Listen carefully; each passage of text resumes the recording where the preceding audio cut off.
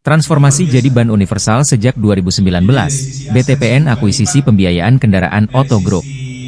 Transformasi menjadi ban universal sejak 2019, BTPN kini menghadirkan seluruh layanan perbankan. Layanan ban BTPN saat ini sama dengan perbankan pada umumnya. Mencakup berbagai segmen di industri perbankan, dari pensiunan hingga korporasi besar.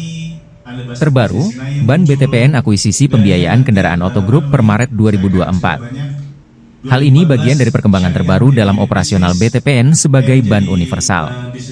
Demikian disampaikan Communication and Daya Head Ban BTPN, Andri Darusman saat ramah tamah bersama Media Makassar di nomor Rica 29, Jalan Boto Lempangan, Rabu, 21 Agustus 2024. Hadir pula Regional Head Indonesia Bagian Timur, IBT, Ban BTPN, Yusri Asri. Untuk pertama kalinya, tidak ada bank lain yang bisa melakukan itu.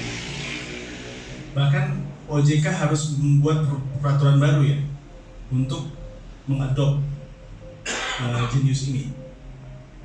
Yang tadinya perlu tanda tangan basah sudah tidak perlu. Yang tadinya perlu ke cabang sudah tidak perlu.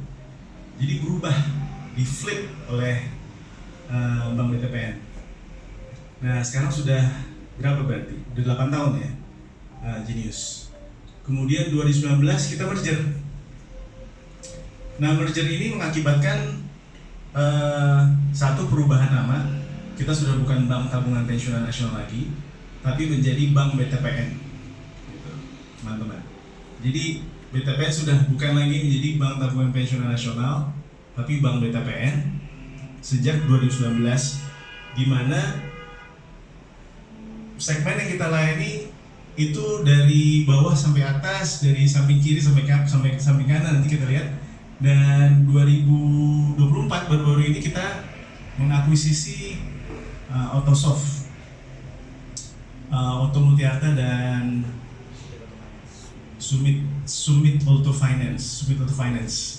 Jadi pembiayaan kendaraan 2 dan kendaraan 4. Next. Nah ini teman. Download Tribun X sekarang, menghadirkan lokal menjadi Indonesia.